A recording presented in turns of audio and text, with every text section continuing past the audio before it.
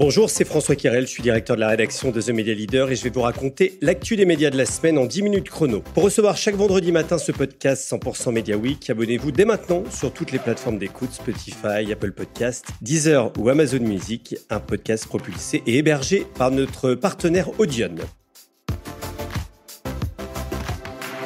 Le numéro 2 de l'affichage remplit la Paris. Cities Media conserve l'exploitation des mobiliers urbains de la capitale. Didier Quillot, le président exécutif de l'entreprise, sera notre invité dans un instant.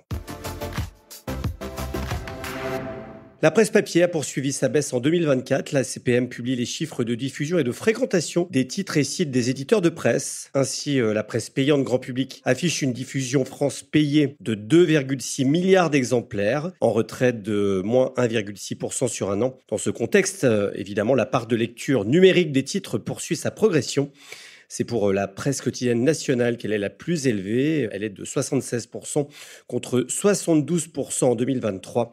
Devant la presse professionnelle qui progresse de 3 points, la presse quotidienne du dimanche qui gagne 4 points et la presse magazine plus 3 points, c'est à dire notamment dans CB News. La série des résultats financiers pour 2024 avec une bonne note pour le groupe TF1 qui a atteint ses objectifs l'an passé, c'est ce qu'écrit le Figaro, malgré les Jeux Olympiques de Paris diffusés chez France Télévisions et un marché publicitaire dégradé en fin d'année. La publicité représente 1,6 milliard d'euros en hausse de 2,3%, c'est le chiffre d'affaires. Et c'est porté évidemment par la croissance de TF1+, en hausse de plus 39,2% à 146 millions d'euros, tandis que la publicité linéaire reste stable. La filiale de Bouygues affiche une rentabilité en hausse de 7,1% à 206 millions d'euros. De son côté, le chiffre d'affaires consolidé du groupe M6 s'élève lui à 1,3 milliard pour 2024, en légère baisse, 0,3% sur un an. Son résultat net est en revanche passé de 234 millions d'euros à 172,8 millions d'euros.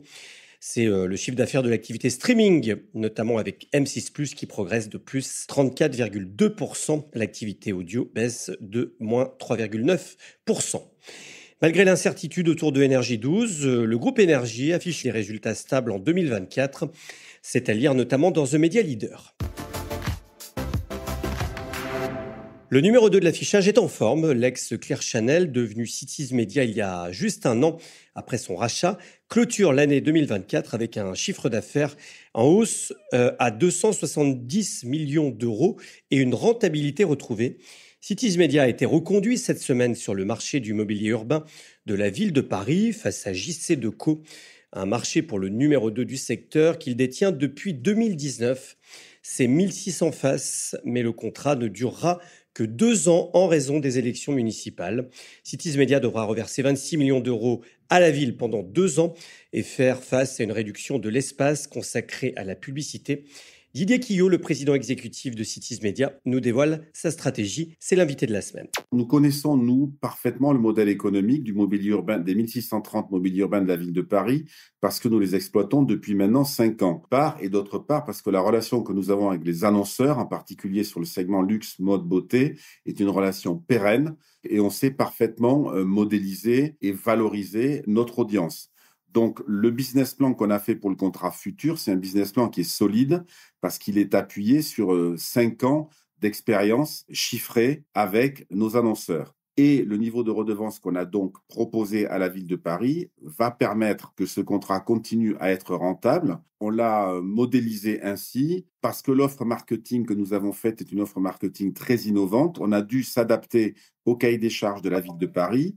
Vous le savez, il y a aujourd'hui 50% des faces qui sont réservées à la communication institutionnelle. Ces 50% deviendront 75% la première année et 90% la deuxième année. Ça veut dire que nous avons fait avec ce qui était disponible à la commercialisation et que nous avons donc dû réinventer notre offre marketing et on l'a fait en géolocalisant, en repositionnant notre inventaire commercialisable, en positionnant dans les quartiers les plus recherchés dans la capitale par les marques, à savoir du 1er au 10e arrondissement et puis 15, 16, 17e arrondissement. C'est dans ces arrondissements-là que seront positionner les faces publicitaires. 76% des faces publicitaires se concentreront dans les arrondissements centre et ouest.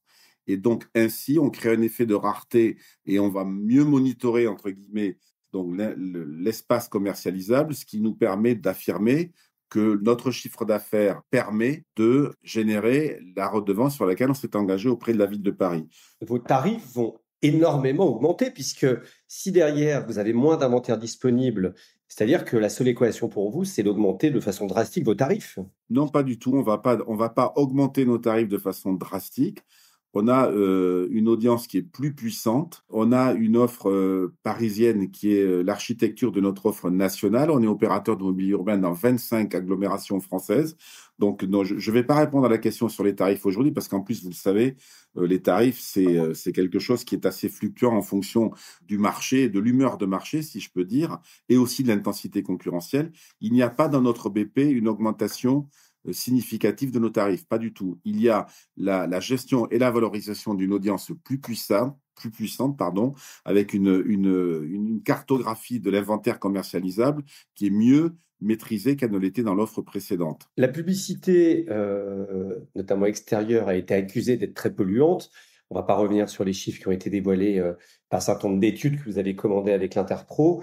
Quels engagements vous avez pris en matière d'empreinte carbone et globalement de RSE, diversité, etc., pour remporter ce contrat, puisqu'on sait que de toute façon, c'était dans le cahier des charges demandé par la ville de Paris? Ce point-là est très important, en effet. Parmi les 4 à 5 raisons pour lesquelles, je pense, la ville de Paris nous a choisis, il y a la dimension RSE et engagement que nous avons pris auprès de la ville. Donc, l'engagement le plus important, c'est celui de l'utilisation d'une flotte 100% décarbonée, composé de vélos cargo d'une part et de véhicules hybrides, électriques et hydrogène d'autre part, ce qui va nous permettre de réduire de 32% les émissions de gaz à effet de serre par rapport à une flotte thermique. En parallèle, une alimentation en électricité verte contribue à une réduction de 63% de l'impact environnemental sur les 350 mobiliers sur mât en comparaison avec un mix électrique standard. Donc, on a pris des engagements qui ont été bien notés par la ville de Paris et qui contribuent à notre mission, qui est celle, d'une part, d'être un média d'utilité publique et aussi d'être le média publicitaire qui affiche l'empreinte carbone la plus faible. Je rappelle que les engagements que nous avons pris, c'est de réduire notre empreinte carbone de 50% d'ici 2030, que nous sommes en bonne voie à fin 2024 pour cela. Je crois qu'on est un acteur responsable, éco-responsable, avec des engagements clairs qui ont été pris. Didier, d'avoir Paris, au-delà du chiffre d'affaires et de son BP spécifique, qu'est-ce que ça permet à une entreprise comme Cities Media, notamment dans son développement? Est-ce que c'est un enjeu d'image qui est très important pour aller gagner d'autres contrats et d'autres marchés? Oui, c'est un enjeu d'image parce que Paris, c'est la capitale de la France, parce que les annonceurs luxe, mode, beauté, c'est à Paris qu'ils veulent investir d'abord. Parce que si vous parlez avec des annonceurs du luxe, ils vous le diront que dans leur mix média, l'affichage est très important avec la presse magazine féminine ou avec le digital, parce que l'affichage, c'est un média patrimonial. Un nouvel épisode dans le feuilleton des droits TV de la Ligue 1 de football. Le principal détenteur des droits DAZN menace de ne plus payer. Selon l'équipe, DAZN n'a versé à la LFP que 50% du montant de la facture due à la mi-février et a placé l'autre moitié sous séquestre. beIN Sports a déjà honoré son échéance. C'est ce que nous annoncent les Échos. L'été dernier, la plateforme britannique avait remporté pour 400 millions d'euros l'essentiel des droits. DAZN ne semble pas rentrer dans ses frais et plafonnerait à 500 000 abonnés environ, alors qu'il en espérait 1,5 million à la fin 2025. La raison principale invoquée, le piratage. DAZN déplore une forte consommation de manière illégale des matchs de la Ligue 1 et un manque de détermination de la LFP et de l'écosystème français. Du côté des détracteurs de DAZN, on reproche surtout d'avoir appliqué en début de saison des tarifs trop onéreux, puis d'avoir mené une politique tarifaire peu lisible. En tout cas, la LFP a déclenché un plan de crise, car sans l'argent de DAZN, les clubs français pourraient connaître de graves difficultés. ETX Magellan accélère dans l'intelligence artificielle. L'entreprise a annoncé qu'elle se rebaptisait Magellan X et accélère dans l'audio conversationnel. L'entreprise lancera au cours du deuxième trimestre 2025 la nouvelle version de sa plateforme de contenu audio en IA mise à disposition de ses clients. L'accent sera donc mis sur le contenu conversationnel. Déjà fournisseur d'une solution de lecture audio via IA à L'Équipe, Le Figaro, Le Point ou encore La Tribune, l'objectif sera de proposer une conversation audio entre les titres de presse et leurs lecteurs, explique son PDG Jérôme Doncieux dans les colonnes des Échos.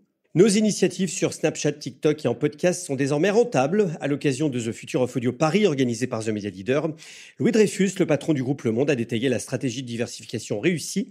Sur l'intelligence artificielle, il s'est félicité d'un accord avec l'éditeur de ChatGPT l'an passé. Notre accord avec OpenAI crée un précédent pour toute l'industrie, à lire donc dans The Media Leader. C'est la fin de cet épisode. Rendez-vous vendredi prochain dès 7h sur toutes les plateformes d'écoute. Et merci encore à notre partenaire Audion qui propulse et héberge ce podcast.